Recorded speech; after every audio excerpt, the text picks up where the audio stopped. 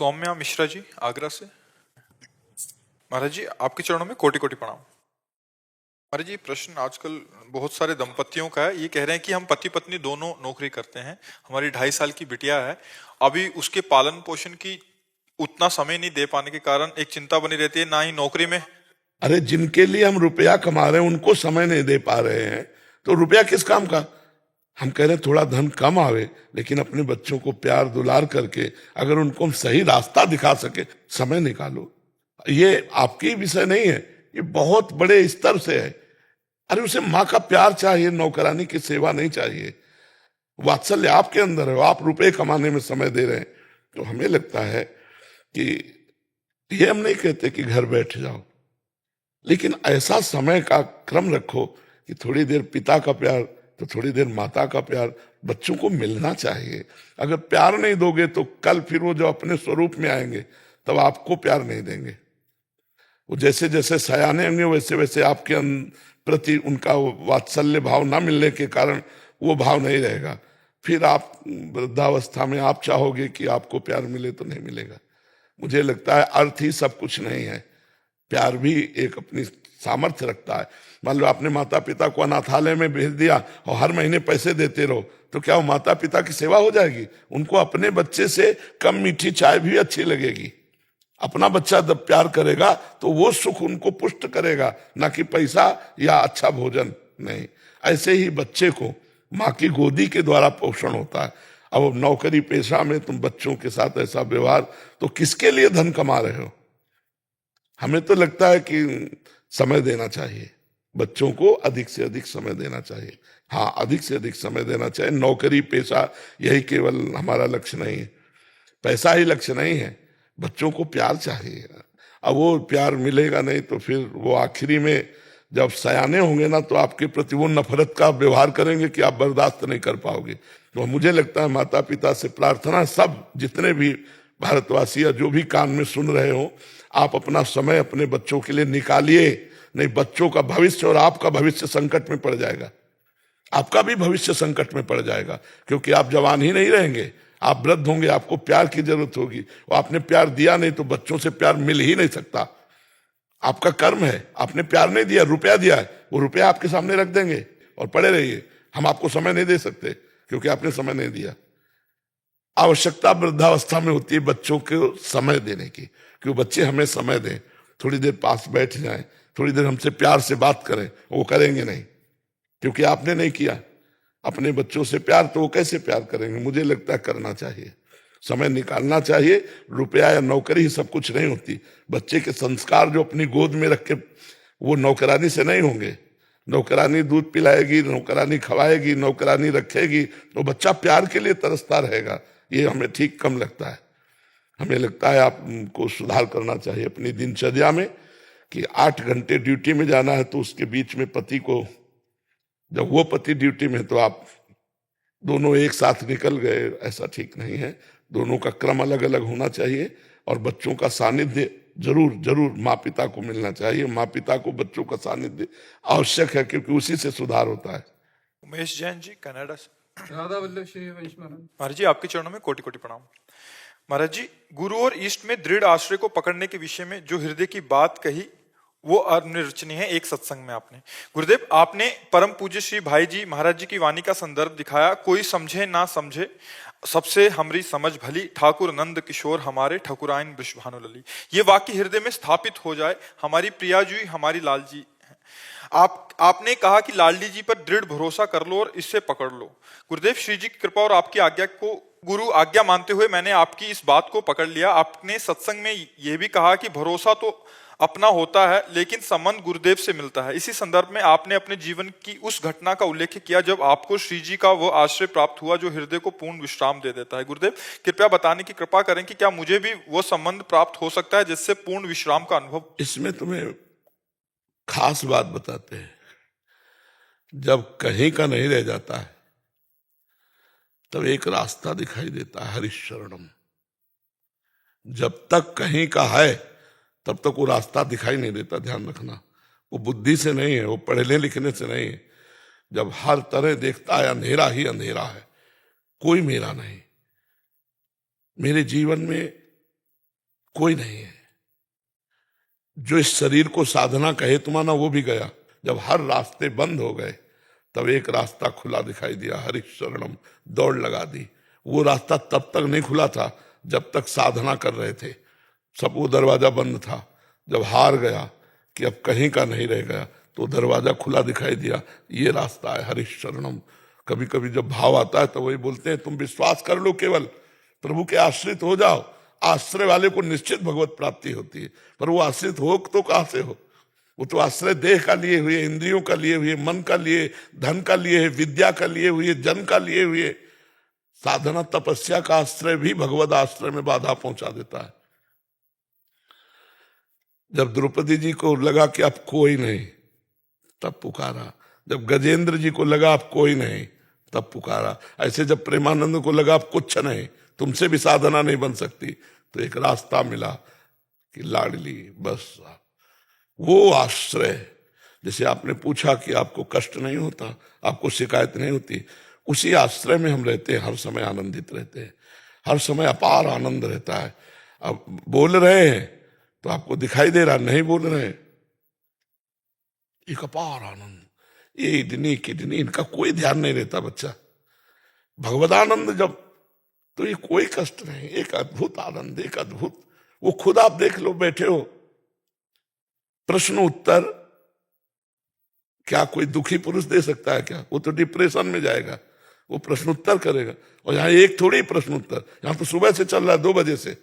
सबको देखना, सबको प्रणाम, सबको नमस्कार, सबको प्रसन्नता देते हुए आके फिर सत्संग करना, फिर एकांती करना, सब भगवदानंद ये आश्रय से मिला। अगर साधना के लिए होते तो रोते होते। अब भगवदानंद से जो साधना बन रही, यंत्रवत, जैसे रिमोट से यंत्र चलाया जाता है, ऐसे श्री जी से चल रहा है। जैसे श्री जी चाह रहे हैं वैसा बोल रहा है, जैसे श्री जी चाह रहे वैसे, तो हम देख रहे हैं ना। और उन्हीं की प्राप्ति होनी थी, और उन्होंने जब अपने हाथ में भार ले लिया तो हम निश्चिंत हो गए। काहू के बल भजन को, काहू के आचार, व्यास भरोसे कुंवर के, सोवत पांव पसार। अब निश्चिंत हो गया, अब भरोसा पक्का हो गया। समझ रहे? वो कब हुआ? जब किसी काम के नहीं रह गए। हरि को कब द्रौपदी ने पुकारा? अब आखिरी था वस्त्र का झटका। गजेंद्र ने कब पुकारा? अब आखिरी था एक ही झटका और डूब के मर जाना। अब आखिरी था। विचार किया कि ब्राह्मण के घर में जन्म हुआ, ब्रह्म ऋषि के कुल में, बड़ा पवित्र व्यवहार, जहां बचपन से गायत्री अनुष्ठान और फिर सन्यास, वो काम तो उधर पूरा हुआ। लेकिन लाडली जी का जो मार्ग है, ये 18-20 वर्ष पहले की बात, वो ऊंचाई जो वो तो नहीं हुई ना। जो वो दशा में जरा चित्त जोड़ के देखो कि भीषण कष्ट है और कोई रखने के लिए तैयार नहीं है, भोजन नहीं है, कोई पानी देने वाला नहीं। तब एक रास्ता मिला लाडली जी का, और वो रास्ता मिला तो निहाल कर दिया। अब आप देखो, तो भगवान का आश्रय हमको जिलाए है, भगवान के आश्रय से सब कुछ हो रहा है। बस वो आश्रय तब होता है, सुनेरी मैंने निर्बल के बल, ये आना चाहिए, ये स्थिति आनी चाहिए। सुनेरी मैंने निर्बल के बलराम, अपबल तप बल और बाहुबल, चौथो बल है दाम, सूर्य किशोर कृपाते सब बल, हारे को हरिनाम। सुनेरी मैंने निर्बल के बल, वो निर्बल स्थिति आ जाती है। चिल्ला चिल्ला के रोए थे, अब जीवन का क्या? और लाडली जो आप मिली नहीं तो जीवन का क्या? वो उस समय जो आर्त भाव था, उसी ने श्री जी के चरणों तक बिल्कुल सीधा रास्ता खोल दिया। और वो खुलता ही तभी है जब कोई अन्य आश्रय न हो। अब वो कैसे, वो भगवान विधान बनाते हैं, वो भगवान बनाते हैं। जी, जैसा हूँ आपकी शरण में प्रभु। हम सब बता रहे, डिब्बे में कोई ताकत नहीं होती, ताकत तो इंजन में होती, लेकिन इंजन से ज्यादा डिब्बा ढो के ले जाता है, नहीं ले जाता है। तो महाराज जी, आपने जैसे बोला था, आपके बड़े महाराज जी ने आपका हाथ पकड़ा था एक बार, तो एक वो अंदर से वो जो आगे आ जाता है ना, जो गाढ़ भाव। महाराज जी, आप भी हाथ पकड़ लीजिए। हम हाथ नहीं, हम तो तुम्हारा हृदय पकड़े हैं। तुम चलो, हम जैसा कह रहे हैं वैसे चलो। हाथ पकड़ना तो एक तो चलो कृपा ही है, हाथ पकड़ ले, लेकिन हम तो पूरा भार लिए बैठे हैं। आप चलो, आप आज्ञा के अनुसार चलो, आपको अनुभव होगा कि हम हर समय आपके साथ हैं। आज्ञा का उल्लंघन करोगे तो समझ में नहीं आएगा, आज्ञा का पालन करोगे तो हरि गुरु हर समय साथ रहते हैं, ये अनुभव होगा। और यही अनुभव होना हाथ पकड़ना है, नहीं जी। महाराज जी, जब आज्ञा का उल्लंघन होता है तो बड़ा दर्द होता है कि अपन ने गलत। हाँ बिल्कुल, तो यही सुधार कर देगा। वो जब इतना गलत हमें बुरा लगने लगेगा कि ऐसा लगेगा क्या करूं, जी महाराज जी। अब इस स्थिति में उसका सुधार शुरू हो जाएगा। जब गलती हमसे बर्दाश्त ना हो, ऐसा लगे यार प्राण भले छूट जाए लेकिन अब गलती नहीं होनी चाहिए, फिर गलती होना बंद हो जाएगी।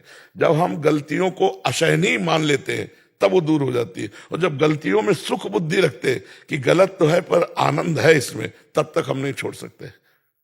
जब असहनीय हो जाएगा कि अब नहीं, उसी समय छूट जाएगा। ये पक्की बात समझ लो जी। शियांशु राय जी। राधे राधे। महाराज जी, इस कलयुग में दानव से मानव कैसे बने, इस संसार का प्रलोभन और मोह अपने ऊपर ना चढ़े, इसके लिए क्या करें? प्रकृति और सत्संग, पहले तो सत्संग, क्योंकि मति कीरति गति भूति भलाई, जब जे जतन जहां जे पाई, सो जानो सत्संग प्रभाव, लोकों वेद न आन उपाव। लोक में और वेद में और कोई उपाय नहीं है, सत्संग। खूब सत्संग करो। शास्त्र का स्वाध्याय सत्संग है, संत के वचन सत्संग है, और अपने अंदर अच्छी प्रेरणा भी सत्संग है। अपने अंदर भी अच्छी प्रेरणा आती है।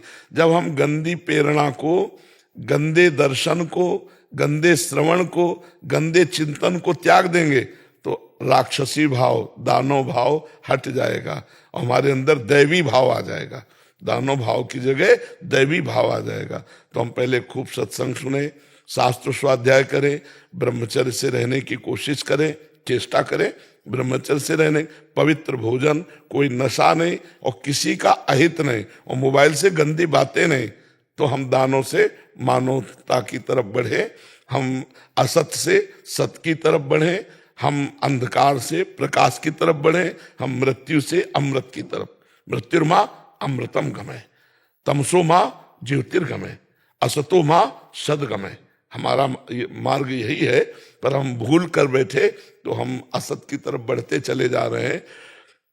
दूसरों से सुख भोगने की इच्छा का नाम दानव है, और दूसरों को सुख देने की इच्छा का नाम दैवी शक्ति है। मानो दैवी शक्ति है। दूसरों को सुख देना मानवता है, और दूसरों से सुख लेना दानवता है। अब बस इसी में देख ले कि हमारे अंदर कितनी मानवता है और कितनी दानवता है। तो हम सत्संग सुने, शास्त्र स्वाध्याय करें, परोपकार करें, नाम जप करें, इससे हमारा बढ़िया जीवन हो जाएगा। प्रांजल पांडे जी। राधे राधे गुरु जी। राधे राधे महाराज जी। महाराज जी, मैं जीवन में कोई भी कार्य करता हूं तो शुरुआत में बहुत मन लगता है, पर उसके बाद उस काम को हम लगातार नहीं कर पाते और मन नहीं लग पाता। तो इसको लगातार निरंतर करने की एकाग्रता परम सिद्धि होती है। हम चाहे व्यवहार का कार्य करें या परमार्थ का कार्य करें, एकाग्र होकर जब हम करेंगे तो हम निश्चित सफलता प्राप्त करते हैं। चाहे पढ़ाई हो, चाहे डॉक्टरी हो, कोई भी किसानी हो, कोई भी कार्य हो, उसमें एकाग्रता अनिवार्य होती है। और हमारी एकाग्रता होती है इंद्रियों और मन से। जब हमारी इंद्रियां मन चंचल होती है तो एकाग्रता होती नहीं है। तो इंद्रियों और मन को शांत करने के लिए अध्यात्म है। ये आधुनिकता में इंद्रियां मन कभी शांत नहीं हो सकती। तो अध्यात्म में थोड़ी देर सत्संग सुनो, थोड़ी देर नाम जप करो, माता पिता इनके चरण छुओ, दूसरों की सेवा की भावना रखो, तो आपके अंदर अध्यात्म बल आएगा। अध्यात्म बल में एकाग्रता की पावर शक्ति होती है। वो जिधर अपने चिंतन को लगाएगा उधर चिंतन बढ़ता चला जाएगा, चाहे वो सांसारिक हो चाहे वो भागवतिक हो। एकाग्रता एक पूंजी है और वो अध्यात्म से ही मिलती है। तो थोड़ी देर अगर आप व्यायाम करें, 15 मिनट प्राणायाम करें, इसके बाद शांत होकर के 10 मिनट किसी एक बिंदु को नेत्रों से देखें, इसे त्राटक क्रिया कहते हैं। किसी भी एक बिंदु पर अब आंसू गिरेंगे, आंख में जलन सी लगेगी, पर ये एकाग्रता रूपी धन आपका पूर्ण रूप से संचित होने लगेगा। आप जिधर लगाओगे चिंतन उधर चिंतन जाएगा। जिस कार्य को करोगे बड़े मनोयोग से करोगे। 10 मिनट किसी भी एक बिंदु को ऐसे रख लिया और हटाया नहीं, 10 मिनट राधा राधा अंदर जपते हुए, तो इससे आपकी एकाग्रता पुष्ट हो जाएगी। नाम जप, सत्संग, थोड़ी देर आसन, थोड़ी देर प्राणायाम, इससे पवित्र शरीर स्वस्थ और बुद्धि एकाग्र होने लगेगी। आहार पवित्र हो, कोई नशा ना करो और ब्रह्मचर्य से रहो जब तक ब्याह ना हो, तो एकाग्रता रूपी धन आ जाएगा। अब जो छोटे छोटे बच्चे गंदी गंदी बातें करते हैं, उनकी स्मृति शक्ति डाउन हो जाती है, उनकी अध्यात्म शक्ति है नहीं, तो जो व्यवहार के लिए शक्ति चाहिए वो ब्रह्मचर्यहीनता में चली जाती है, इसलिए वो बेकार जीवन हो जाता है। 1 साल से आपको सुन रहे हैं तो काफी इम्प्रूव मतलब बेहतर हुआ है। हाँ, सुधार। तो ब्रह्मचर्य, पुष्टता, प्राणायाम, आसन, थोड़ी देर दौड़ भाग शरीर को जरूरी है, पवित्र आहार और 10 मिनट एकाग्रता। जैसे मान लो हम हाइलोजन पे करें, तो अगर आंख की शक्ति कमजोर है तो इस पे ज्यादा देर नहीं चाहिए। हमने तो प्रारंभ में सूर्य उगते हुए सूर्य पर सूर्य उदय हो रहा है जैसे जैसे, तो ऐसे तो उससे आप खुद, ये हम अनुभव की बात करें, खुद आप देखना, सब कोई जिसे एकाग्रता चाहिए 10 मिनट किसी एक बिंदु पर लगाना दृष्टि। अब जैसे थक गया और आंसू बह रहे हैं तो आप फिर एकदम खोल लो, 10 मिनट ऐसा अभ्यास करो, फिर हमें बताना कि आपकी एकाग्रता लगती है कि नहीं। जिधर लगाओगे उधर ये एकाग्रता हो जाएगी। ठीक है। सुरभि जी इंदौर से। राधे राधे। राधे राधे महाराज जी। महाराज जी, जीवन में चुनौतियों का सामना करना या बाधाएं आए तो उस समय हम कैसे उसको हैंडल करें, आप इसमें क्या एडवाइस करेंगे? भगवान का चिंतन करते हुए, हृदय में भगवान का आश्रय रख करके, किसी भी विपत्ति या परिस्थिति में जब आप भगवान से रास्ता पूछेंगे तो आपको अंदर ही उत्तर मिल जाएगा। पर हृदय से भगवान का आश्रय हो और नाम जप चल रहा हो। अगर नाम जप चल रहा तो कोई विपत्ति है ही नहीं, कोई दुख है ही नहीं। कहा हनुमंत विपत्ति प्रभु सोई, जब तो सुमिरन भजन न होई। जिस क्षण भगवान का भजन नहीं होता, सुमिरन नहीं होता, वही विपत्ति है। और मनुष्य जीवन संकटों से भरा हुआ है, किसी एक व्यक्ति का नहीं, पूरा जीवन। सबसे बड़ा संकट है कि 50, 60, 70, 80 वर्ष में मृत्यु आ जाएगी और वो सब कुछ छुड़ा देगी। पत्नी, पुत्र, परिवार, मकान, धन, संपत्ति, योग्यता सब छूट जाएगी। फिर हमें दूसरे शरीर में जाना पड़ेगा। अब वो कर्मानुसार शरीर सुअर का है कि कुत्ता का है कि गधा का है, क्या मिलेगा शरीर। फिर हमको बराबर भटकना पड़ेगा। जब फिर मनुष्य शरीर मिलेगा तब फिर मेरे कल्याण के मार्ग के जो साधन है और उनको छोड़कर फिर भोगों में लग गए। फिर ऐसे हमारा जब से सृष्टि हुई तब से हम भटक रहे हैं। सबसे बड़ी चुनौती है माया पर विजय प्राप्त करना, काम क्रोध पर विजय प्राप्त करना, जन्म मृत्यु पर विजय प्राप्त करना। ये छोटी मोटी विपत्तियां, अनुकूलता, प्रतिकूलता, ये तो सबके जीवन में आती रहती है। अगर हम प्रधान चुनौती स्वीकार कर लें तो सब चुनौतियों पर विजय प्राप्त कर लेंगे। हमारा लक्ष्य होना चाहिए निर्विकार होकर भगवान की प्राप्ति करना। तो रुपया, पैसा, भोग सामग्री सब अपने आप आ जाएगी, ये ब्याज में आ जाएगी। मूल भगवान को अगर रख लो तो सब ब्याज में आ जाएगी। कोई भी व्यक्ति बताओ जिसके जीवन में संकट ना हो, कोई भी ऐसा बताओ जो समस्या में ना हो, कोई ऐसा बताओ जो चिंतित ना हो, कोई ऐसा बताओ जिसके कामना ना हो। वो वही हो सकता है जो भगवान में स्थित है, दूसरा नहीं। तो जब तक कामना है, चिंता है, शोक है, विपत्ति है, तब तक हम सुखी कैसे हो सकते हैं? तो सुखी होने का उपाय है भगवान का स्मरण, एकमात्र भगवान का आश्रय। सच्ची मानिए, मतलब आप लोग वो बात ही नहीं समझ सकते जो हम अंदर से कहना चाहते हैं। जैसे अपने दिमाग में है कि बिना किए कुछ नहीं होने वाला, तो क्या पूरी सृष्टि आपने कुछ रचा है? छोड़ो सृष्टि की बात, आप अपने शरीर पे आओ। आपने क्या बनाया अपने शरीर में? क्या बनाया? आपने बाल बनाए, आपने आंख बनाई, आपने नाक बनाया, सब भगवान का बनाया हुआ ना। आपकी बुद्धि इतनी क्यों नहीं, प्रवीण क्यों नहीं कर दी? भगवान ने दी है ना। जितनी बुद्धि दी, जितना बल दिया, जैसा शरीर दिया, जैसा घर दिया, जैसा समाज दिया, वो भगवान ने दिया। अब आप भगवान के लिए क्या कर रहे हो, हमें बताओ। हर चीज का टैक्स है ना। इतना सुंदर भगवान ने शरीर दिया, इतना सुंदर समाज दिया, इतना सुंदर प्यारा हमें देश दिया। भारत बहुत पवित्र देश है, गंगा यमुना देखो कितना महान देश है, संगम हो रहा है। प्रयाग में देखो ना, गंगा यमुना सरस्वती का और भगवान राम कृष्ण के अवतार, एक से एक महान पुरुषों का अवतार, इस धराधाम हमें ऐसा पवित्र देश दिया। हम भगवान के लिए क्या कर रहे हैं? कुछ नहीं।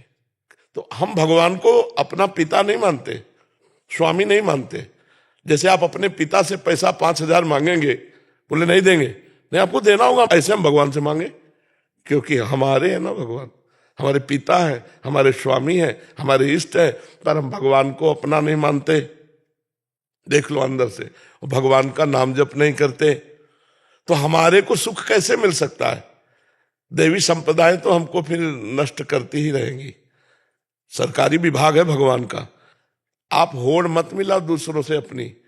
आप जो है वो बहुत ऊंचाई पर हो, आप बहुत ऊंचाई पर हो।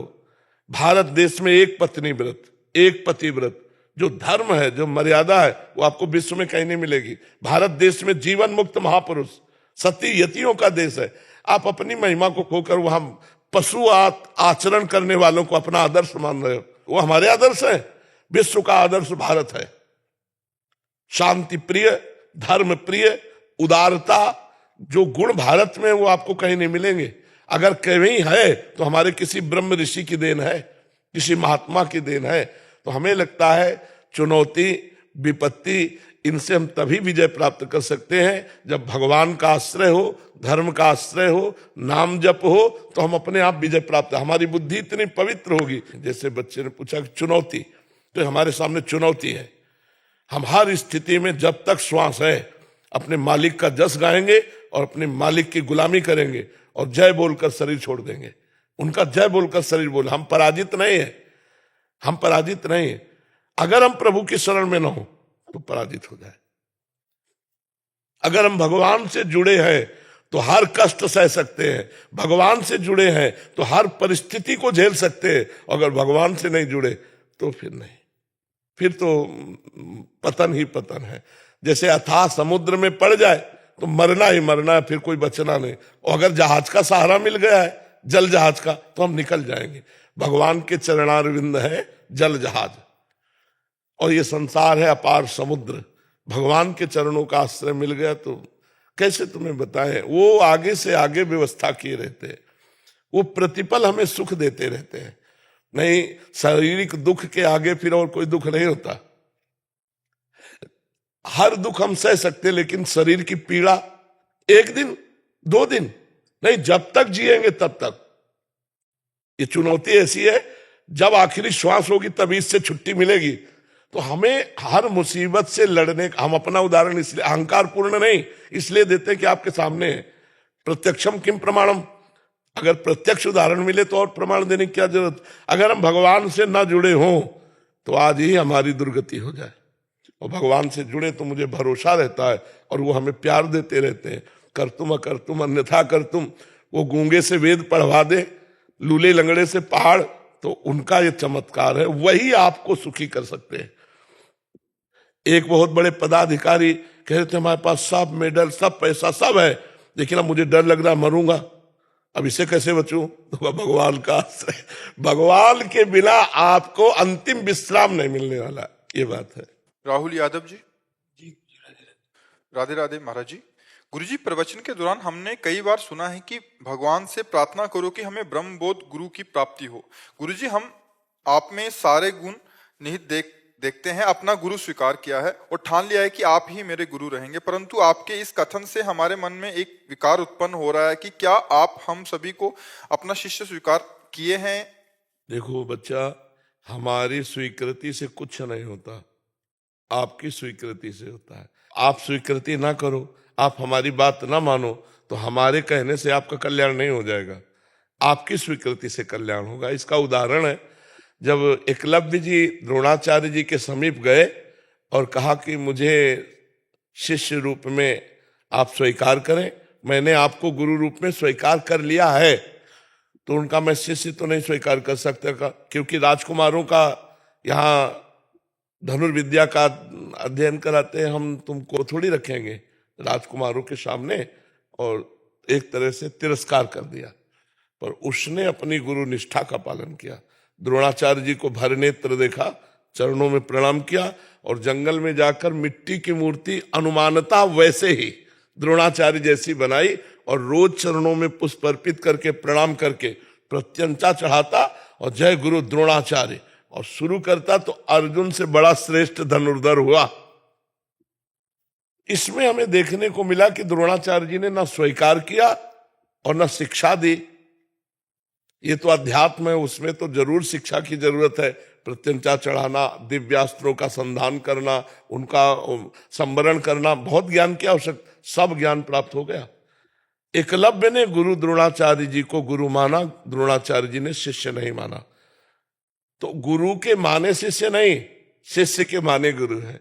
यदि आप अपनी निष्ठा में परिपक्व हो तो हम कह दें हम नहीं जानते, तुम्हें नहीं मानते, तो भी आपको परम कल्याण की प्राप्ति हो जाएगी। गुरु को पता भी नहीं चलेगा और शिष्य ऊंचाई पर चला जाएगा। जैसे द्रोणाचार्य को पता नहीं था कि एकलव्य इस कोटि का धनुर अभ्यास कर चुका है। अर्जुन आशीर्वाद प्राप्त थे, लेकिन आश्चर्यचकित हो गए एकलव्य के हस्त लाघव को देख करके। तो हमें लगता है कि हमें एकाकी प्रेम करना चाहिए गुरु से। आप हमें प्यार करते हैं कि नहीं, ये आपका विषय है, लेकिन मैं आपको प्यार करता हूं, करता ही रहूंगा, ये हमारा विषय है। हमें इसमें आपकी सहमति की जरूरत नहीं है कि मैं आपसे प्यार करूं क्या, तो एक कच्चा प्यार है। सच्चा प्यार है आप मेरा तिरस्कार कीजिए और मैं आपको प्यार करूंगा और आजीवन आपको ही करता रहूंगा। जैसे पार्वती जी, कोटि जन्म लग रगर हमारी, बरौ शंभुनता रहो कुमारी। करोड़ जन्मों तक मैं यही आराधना साधना करूंगी कि भगवान शंकर मेरे पति हो, नहीं तो हर बार कुंवारी रहूंगी, किसी और को पति रूप में वरण नहीं कर पाऊंगी। ये है निष्ठा। अगर हमें निष्ठा चाहिए तो अपनी निष्ठा चाहिए, सामने से नहीं। हम आपको प्यार करते हैं या तिरस्कार करो आप या प्यार करो, वो आपका विषय। मैं आपको प्यार करता हूं। समझ पा रहे बच्चा? आकाश कुमार तिवारी जी। राधे राधे गुरु महाराज जी, आपके चरणों में कोटि कोटि प्रणाम। महाराज जी, राधा रानी की कृपा से और आपकी कृपा से जब से आपकी वाणी सुन रहा हूं, मैंने राधा नाम को अपना जीवन मान लिया है और एक जीवन में सकारात्मक बदलाव आए हैं। पहले जो मन हर समय सांसारिक माया को प्राप्त करने के बारे में सोचता था, वो आज इस सोच में परेशान है कि मुझे इसी जन्म में भगवत प्राप्ति कैसे हो और अगला जन्म ना लेना पड़े। गुरुजी, अब स्थिति ऐसी है कि कभी कभी ऐसा लगता है कि जो नित्य पाठ आदि करता हूँ उसकी जगह केवल नाम जप ही करूं। महाराज जी, क्या ऐसा करना सही होगा? हाँ, अगर ऐसी लगन लग जाए तो केवल इसी से काम हो जाएगा, इसी से हो जाएगा। जब नाम की प्रियता बढ़ती है तो सब हटने लगता है, अपने आप हटने लगता है। हाँ, वो लगता है कि जब खास बात यही है तो इतनी देर हम और जगह मन क्यों लगाए, नाम में ही लगाए। मन थोड़ा डरता है गुरु जी की सुबह मतलब हनुमान चालीसा, हनुमान जी की आरती, नवग्रह स्तोत्र, इन सब में भी सुबह के नित्य पूजा में हमारा जो है ये रहता है। अभी समझ नहीं आई और स्वाद नहीं मिला, दोनों बातें हो जाएंगी तो फिर ये सब हट जाएगा। समझ आ जाएगी कि वही राधा है, वही हनुमान है, वही राम है, वही कृष्ण है। तत्व तो एक है ना, परमात्मा तत्व एक है, उसके नाम अलग है। आप राधा राधा जपोगे तो हनुमान जी गुस्सा थोड़ी हो जाएंगे, नवग्रह गुस्सा थोड़ी हो जाएंगे। और एक है साधे सब सधे और सब साधे सब जाए। जब हम एक में लग जाए और जब स्वाद आ गया तो फिर नर्क स्वर्ग अपवर्ग आस नहीं त्रास है। फिर नर्क स्वर्ग की कोई परवाह नहीं रहती और मस्ती से भजन शुरू हो जाता है, तब उसे प्रेम की प्राप्ति होती है। तो डरो मत, निडर हो जाओ। ये निडर होने का मार्ग है, इसमें डर नहीं। जब तक आपकी आस्था रहे तब तक आप करते रहो। जब आपको ऐसा लगे कि अब राधा नाम में प्रीति हो रही, राधा राधा राधा, सब ठीक हो जाएगा। महाराज जी, प्रारंभिक साधक भी इस वाक्य को सुनेंगे तो महाराज जी आपके द्वारा ही दिया हुआ कुछ नियम भी होता है कि जैसे 84 जी पाठ करना है, तो नाम और इसका फल होगा कि वो जैसे तन्मय हो रहा है। अब जैसे हमारा मन इस समय मंत्र में लग रहा है, हमारे पाठ का समय तो छोड़ दो पाठ, चुपचाप मंत्र में लगो। मन लग रहा है तो जहां लग रहा है वहां हटाने की जरूरत। अब हमारा मन पाठ में लग रहा है और मंत्र जपने का समय तो हम पाठ में लगेंगे, क्योंकि मन लग रहा है, हमको उसको सपोर्ट करना है। वो तो लग रहा है और उसे सपोर्ट कर दिया तो बहुत अच्छा पाठ हो जाएगा, बहुत अच्छा जप हो जाएगा। अब मन कह रहा जप करो करो पाठ, तो स्वाद नहीं बन पाएगा। तो मन जिधर लग जाए, हाँ विषयों की तरफ मन जा रहा है तो उसे घसीट के लाओ भगवत स्वरूप में, लेकिन भगवान के इसी अभ्यास में, या तो पाठ में लग रहा है। अब मान लो सेवा में मन लग रहा है तो हम सेवा में लगा रहे हैं, जप में लग रहा है तो जप में लगा रहे हैं। अब जैसे वाणी का आवेश है, वाणी का वेग आ गया, अब गाने में लगेगा, अब जपने में नहीं लगेगा। तो उस समय साधक को देखना चाहिए कि गाने का मन है तो हम 84 जी गा रहे हैं, अब वाणी का वेग शांत हो गया है, अब बोलने की इच्छा नहीं, अब बोलोगे तो अच्छा नहीं रहेगा, मन प्रसन्न नहीं रहेगा, तो अब जप में लग जाओ। आंतरिक मन की स्थितियों को देखना चाहिए, उसके अनुसार चलना चाहिए। और महाराज जी आपने बताया था कि जैसे शादी के पहले बहुत सारी फोटो देखते हाँ हैं हाँ और शादी के बाद एक की, तो मैं 2 महीने से आपको देख रहा हूँ, तो मैं जिस भी मंदिर जाता हूँ तो मैं अब सिर्फ राधा राधे ही करता हूँ, जी क्योंकि हरि ही हर हैं और सब मेरे को काफी 28 नाम मैं बार बार जपता हूँ, जी जी क्योंकि मेरा मन 28 नामों में याद हो गया। उसमें बस एक ये था कि जो पूर्ण चंद्र विभानना है, जी वो पूर्ण चंद्र विभानना है या पूर्ण चंद्र निभानना है, क्योंकि पूर्ण चंद्र विभानना होता है पूर्णिमा की चंद्रमा को सुशोभित करने वाली, जी। वो निमानना है या विभानना है? पूर्णचंद्र विभानना। विभानना, और पूर्णिमा की चंद्रमा को सुशोभित करने वाली पूर्ण चंद्र विभानना। और आनंद का मतलब मुखारबिंद होता है। पूर्णचंद्र निभानना, हाँ, आनंद का मतलब मुखारबिंद होता है, जिनका पूर्ण चंद्रमा के समान मुखारबिंद प्रकाशित हो रहा है, तो पूर्णचंद्र निभानना में भी आता है। जिनका मुख चंद्र तेजोमय चंद्रमा के समान, आनंद मुख की आभा, जिनके मुख की कांति, जिनके मुख की शोभा पूर्ण चंद्रमा, पूर्णिमा के चंद्रमा की कांति के समान। और उसका क्या तुमने कहा, पूर्ण चंद्र विभानना का? पूर्णिमा की चंद्रमा को सुशोभित करने वाली नहीं, पूर्णिमा के चंद्रमा को सुशोभित करने वाला अर्थ नहीं बनता।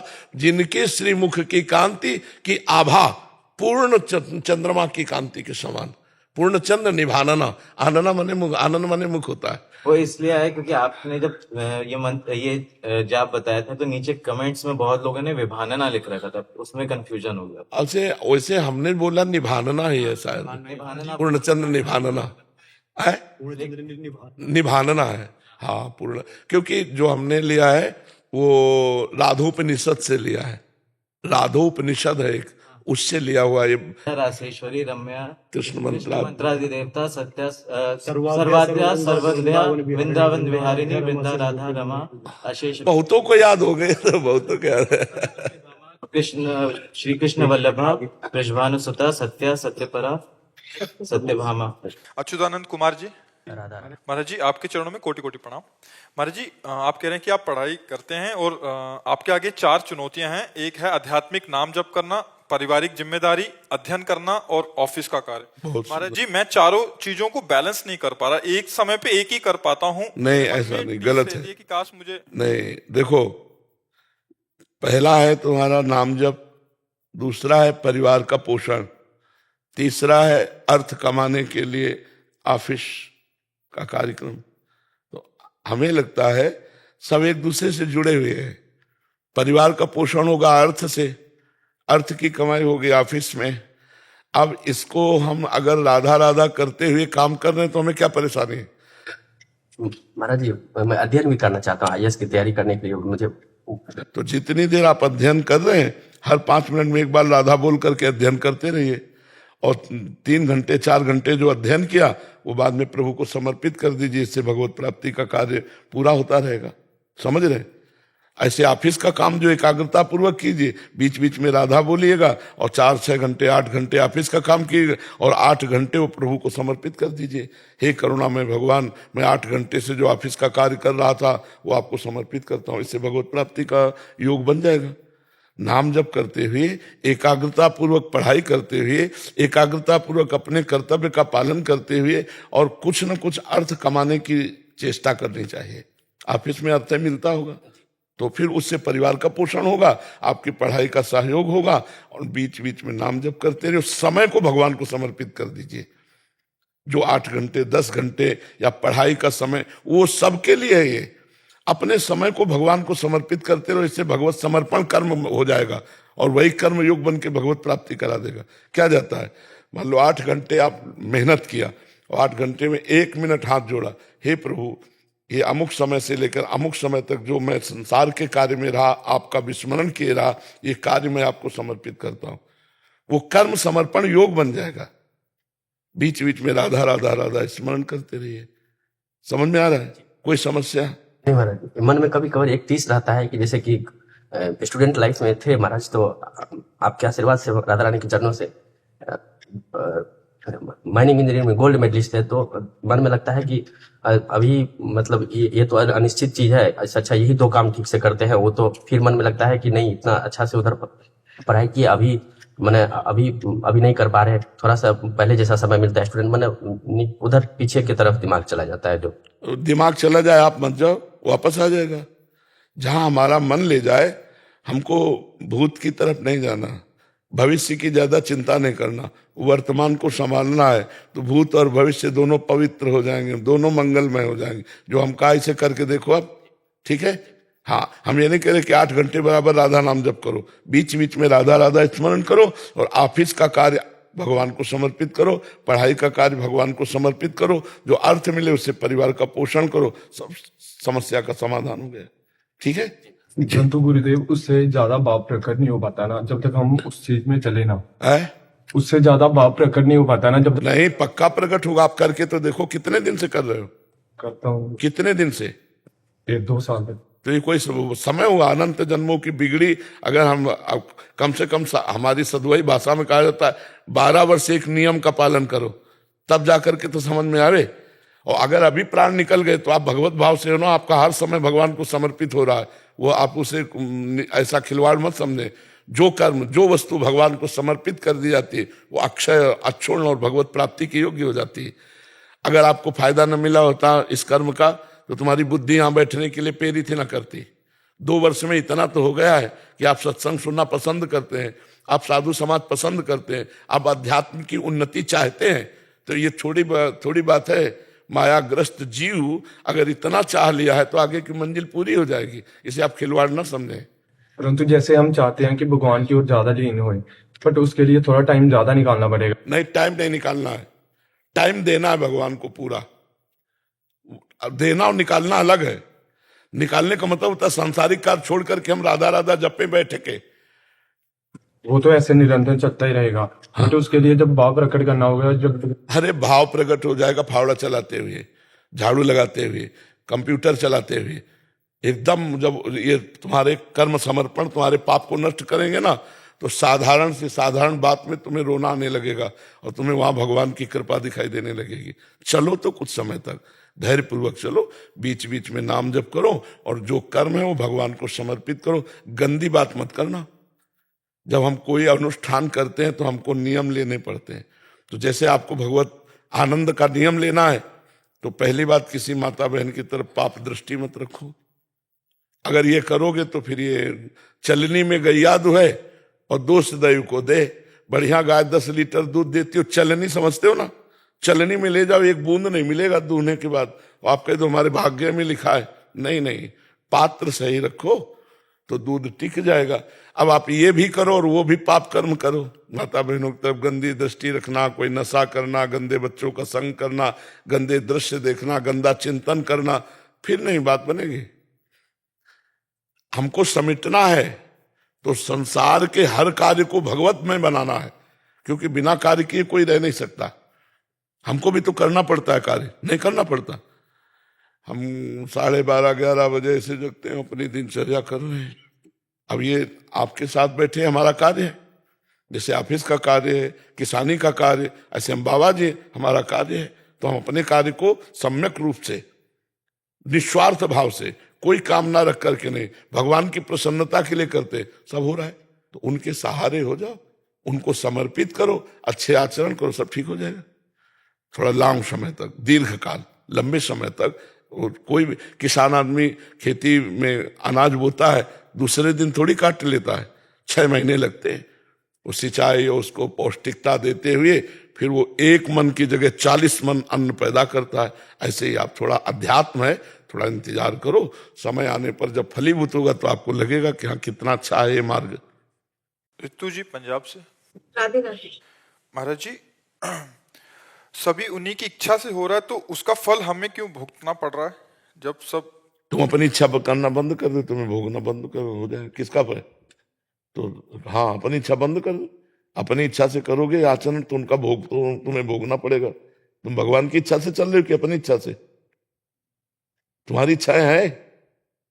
मेरे को तो लगता है कि अंदर से जो भाव उठते हैं, क्या भगवान की इच्छा मन मन है, जब तक मन नहीं मर जाता, भगवदानंद को प्राप्त नहीं होता, तब तक जीव को कर्म का भोग भोगना पड़ेगा। अवश्य में भोक्तव्यम कृतम कर्म शुभाशुभम, कर्ता बनो तुम और भगवान के ऊपर छोड़ दो तो फिर भोगना पड़ेगा। ऐसा थोड़ी है, अच्छा करोगे अच्छा भोगना पड़ेगा, बुरा करोगे बुरा भोगना पड़ेगा।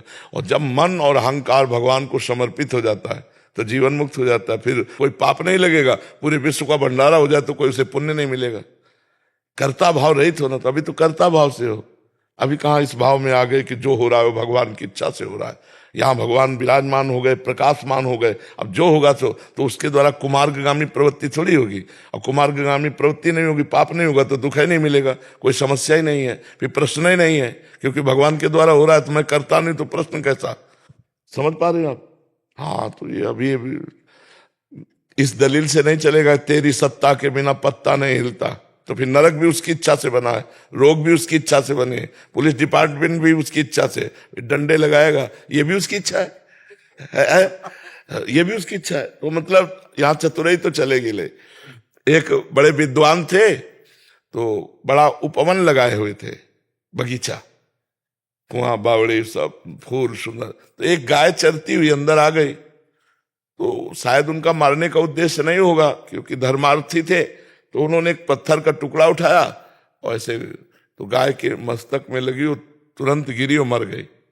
अब गौ हत्या प्रकट हो गई, गौ हत्या सामने आई और कहा पंडित जी स्वीकार करो मुझे, तुमने अभी गौ हत्या की। वो बड़े विद्वान थे, उन्होंने तुरंत, देवराज इंद्र का वास हाथ में है, जैसे चरणों में विष्णु का वास है, अलग अलग देवताओं का, उनका देवराज इंद्र ने मारा क्योंकि हाथ में पत्थर और पत्थर से ऐसे, ये देवराज इंद्र के पास, वो गौ हत्या देवराज इंद्र के पास गई। तो इंद्र ने कहा हमने कब गौ हत्या की? बोले आपका हाथ में वास है, वो ब्राह्मण, बोले शास्त्र में ऐसा वर्णन है तो आपको भोगना पड़ेगा। बोले चलो हमारे साथ गुप्त रूप से रहना। वहां गए एक सेठ के रूप में, बोले पंडित जी प्रणाम, क्या सुंदर फूल लगे हुए हैं, किसने लगाया? बोले हमने। वाह बहुत सुंदर है बगीचा है, किसने लगाया? हमने। और ये कुआं? हमने। बोले गौ हत्या? इंद्र ने। तो चढ़ जाए इसके ऊपर। हाँ, अच्छा काम किया तो हमने, बुरा किया तो देवराज इंद्र ने। गौ हत्या को तुरंत उसको स्वीकार करना पड़ा। तो देखो यहाँ चतुराई नहीं चलेगी। अहंकार जब तक भगवान में समर्पित नहीं होता तब तक ये बात कहने की केवल रहेगी पाप भी भगवान की सत्ता से हो रहा। अगर मानोगे तो नरक भी भगवान की सत्ता से, डंडा भी भगवान की सत्ता से, रोग भी भगवान की सत्ता से। इसलिए होश में दो विभाग किए गए, एक पाप कर्म और एक पुण्य कर्म।